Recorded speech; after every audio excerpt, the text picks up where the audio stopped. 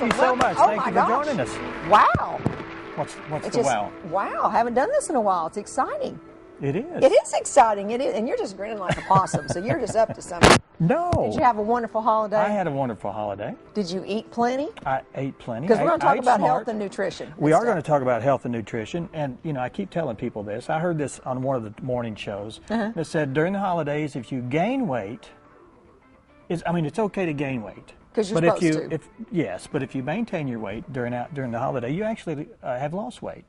Oh, because you should have gained a little bit. Gained weight. Well, that's why we're inundated all of a sudden with all these weight loss ads and the health clubs and ab roller 2 or whatever it is. Absolutely. Because I can guarantee the guilt factor is high. Everybody, they say the number one resolution is always to lose weight, and that's what in the health clubs in town will be full till about the middle of February, and then it'll start to pace itself off again. Do you overeat during the holidays? Not really.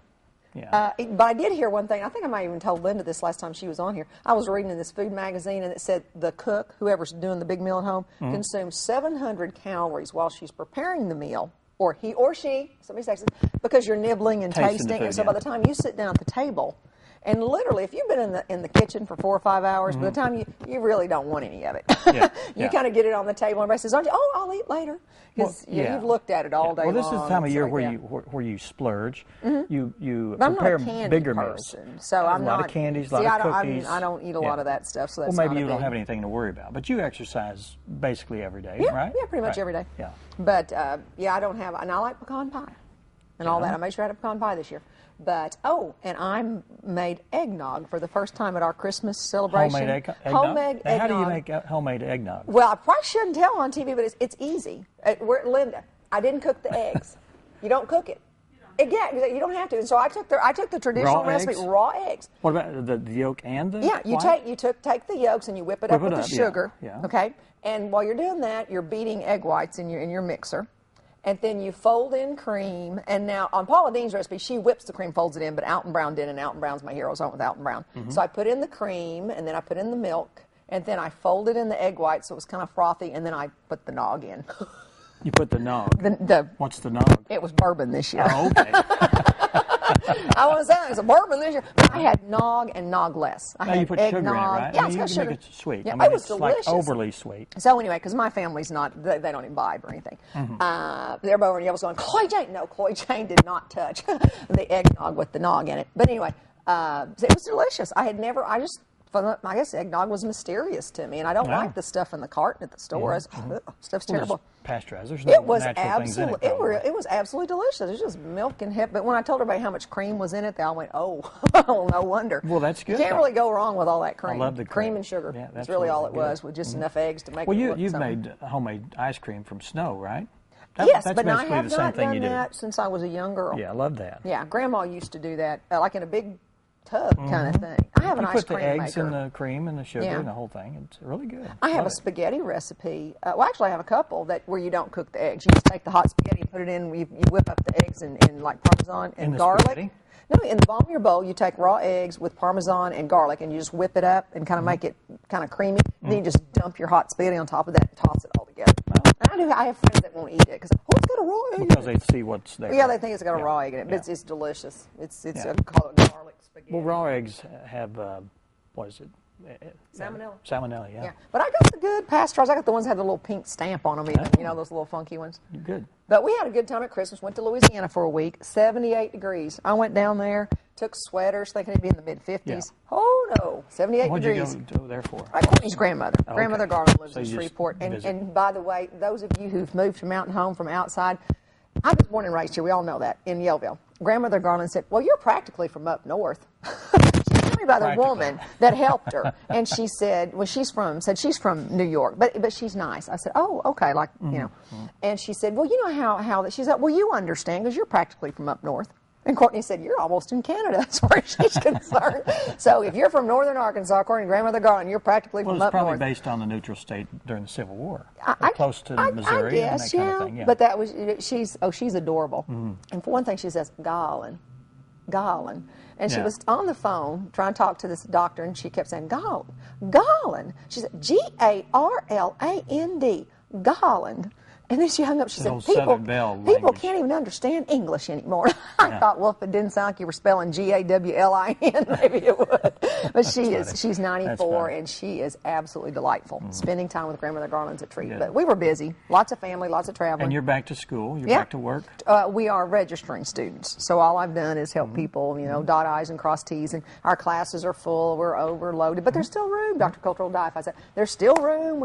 But I mean, we were offering all kinds of more classes than we've ever offered before. We have online, we have seated and online mixed, where you come to class occasionally and you do the rest of your work online. And then we have the traditional seated, bricks and mortar classes How are the and concerts stuff. going out there? Oh, don't bring that up. I had nothing to do with that. Okay. I had Is there some nothing to do with it. There was some, yeah. Linda can tell us. She works at the Bulletin. I didn't know. I was in Section C. I couldn't see a thing.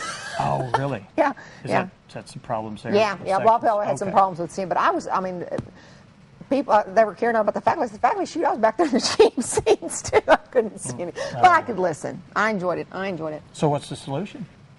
Ramps or so seats that go. Oh, yeah, well, that's the plan anyway. They just didn't have the money to put them in. So the plan was always to have the elevated seats. They just didn't have them. Well, maybe the money that you spent on that seat that will be appropriated for I hope so. I hope so. But it'll get better.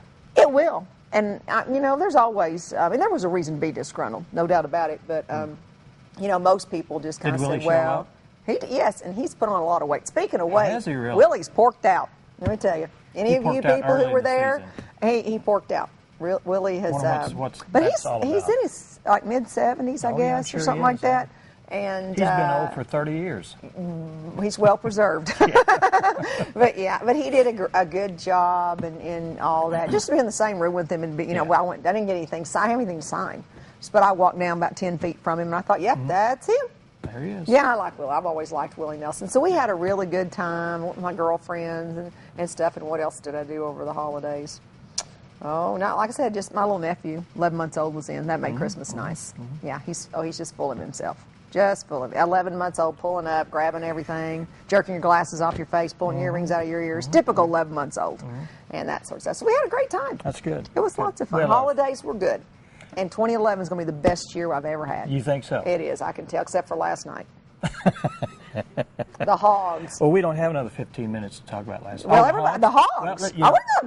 Let me tell you, I was born and raised in Ohio. Yes. And I was rooting for Ohio State. I wasn't really rooting for anyone, to tell you the truth, because I'm not a football follower. Okay.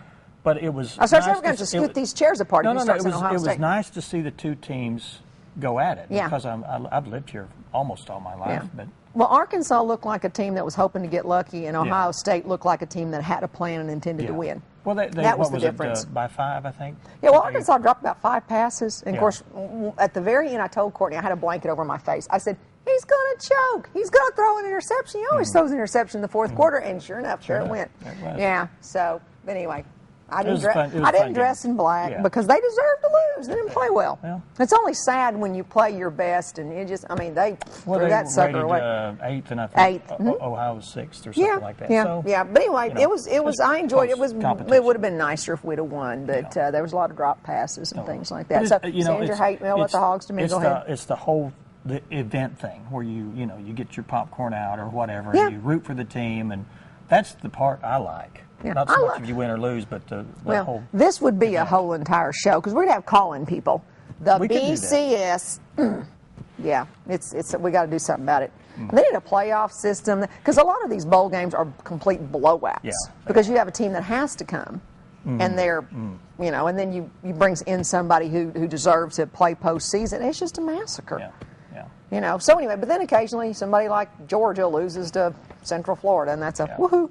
Oh, well. Yeah, so Season's over. I liked it better when everything happened on New Year's Day, and it was like 12 hours of football. It was great. Now they spread it out for a month and a half. And then you can't watch everything because you got to buy a certain sports package to watch. Well, most of them are on regular TV or whatever, and now the playoffs are this weekend, so everything's. We got some more football, and then it'll be a lull, and then baseball season will start. I'm not a basketball person much, except for the Final Four. Yeah, I'd like that. Yeah. Well, we've talked. I think we're up to date. I've missed you. I could talk forever as usual, I've missed you but too. I've missed you. I didn't start missing you until you came in. And then you thought, oh, there I she kind of is. put you out of my mind until, oh, there she is. Yeah, I imagine you did. Just Sandy who?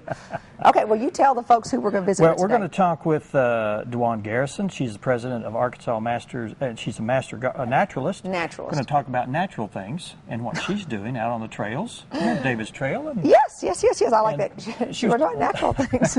natural things. Okay, good job, Dan. Everything that a master naturalist does is natural. We I hope. So. We hope. So. We'll find out. We'll and ask her. Then we have Ruth Clayton. She's a registered dietitian. Yeah, she's kind of like my own personal dietitian. You know, I go down there at the store all the time and get advice. And you don't have to pay for the advice. That's what's great about it. Well, you do. I've mentioned a couple of things before, and she's like, oh, no, don't buy that. Because I bought it someplace else, and I said, I won't be going there anymore.